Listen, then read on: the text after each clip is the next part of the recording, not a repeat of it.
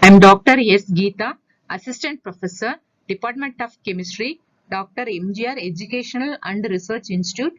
In this presentation, I am going to discuss about thermodynamic laws. The laws of thermodynamics.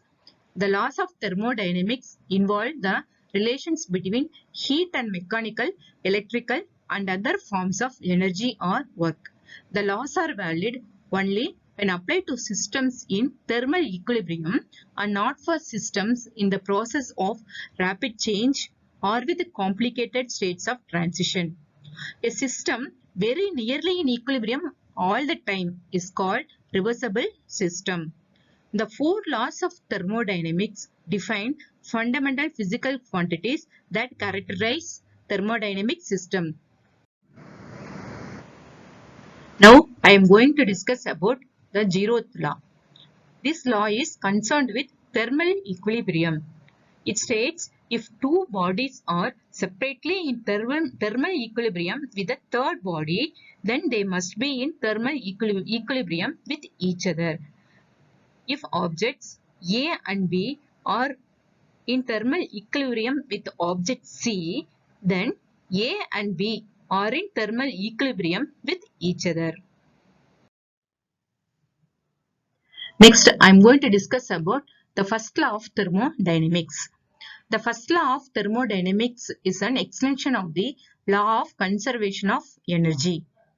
The change in internal energy of a system is equal to the difference between the heat added to the system and the work done by the system. That is del U equal to Q minus W.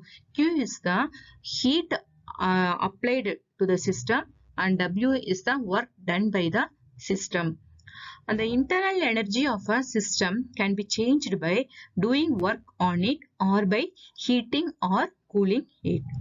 From the microscopic point of view, this statement is equivalent to a statement of conservation of energy. Therefore, the first law of thermodynamics tells us that in order to change the internal energy of a system, we must add or remove heat and or do work on the system. Next is limitations of the first law of thermodynamics. First one is no restriction on the direction of the flow of heat.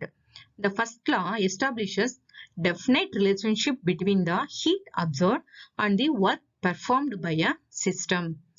And the first law does not indicate whether heat can flow from a cold body to a hot body or not. For example, we cannot extract heat from the ice by cooling it to a low temperature. Some external work has to be done. And next point is it does not specify the feasibility or spontaneous of the reaction.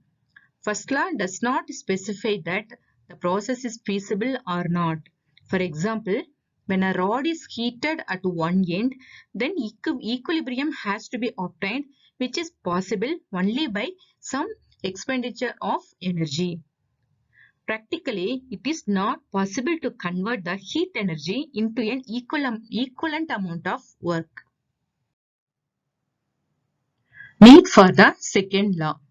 The first law of thermodynamics tells us that during any process, energy must be conserved. However, the first law tells us nothing about in which direction a process will proceed spontaneously. And it would not contradict the first law if a book suddenly jumped off the table and maintained itself at some height above the table, and the oxygen molecules in the air in this room suddenly entered a gas cylinder and stayed there while the valve was open. Next is second law of thermodynamics. It explains the entropy of an isolated system.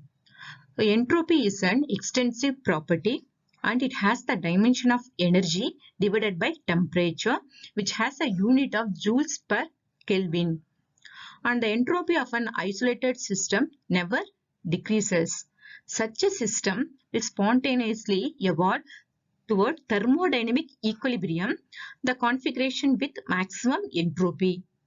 Systems that are not isolated may decrease in entropy provided they increase the entropy of their environment by at least that same amount.